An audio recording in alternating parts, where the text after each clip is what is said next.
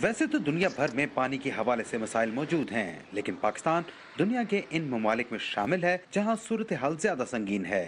पाकिस्तान में पानी को रेगुलेट करने वाले इदारे इंडस रिवर सिस्टम अथॉरिटी के मुताबिक आबी ज़खायर कम और महदूद होने की वजह से पाकिस्तान में हर साल 1800 अरब रुपए का 30 मिलियन एकड़ फुट कुदरती पानी समुद्र बुर्द होकर जाया हो जाता है। खुद दारुल हुकूमत इस्लामाबाद में भी सूरत हाल अच्छी नहीं, जहां एक तरफ लोगों को साफ पानी की फराहमी के लिए फिल्ट्रेशन प्लांट्स का रुख करना पड़ता है, तो वहीं 26 के करीब गैर कानूनी सर्विस स्टेशन और जगह जगह पानी की टूटी पाइपलाइंस पानी के ज़िया का मौजब हैं। लोग गाड़ियाँ सड़कों पे धोते हैं, फर्श धोते हैं और गलियों में पानी छोड़ते हैं, अपनी जो टूटियाँ वगैरह है उनको बंद नहीं करते। लोग बेचारे पानी के लिए तरस रहे हैं, बाउज़र मंगवा रहे हैं, टैंकर मंगवा रहे हैं। और इसके अलावा यहाँ एक और चीज़ बड़ी है कि अगर पानी आ जाता है तो पानी का ज़िया बहुत हो रहा है। लोगों ने जो है गैर कानूनी कनेक्शन जो है वो लगाए हुए हैं। कहाँ कहाँ पे गैर कानूनी जो ट्यूबवेल के कनेक्शन है उनको रोका जाए। शहरी हुकूमत मौसर हिकमत अमली अपनाने के बजाय अवाम में शऊर पैदा करने की जरूरत पर जोर देते हैं।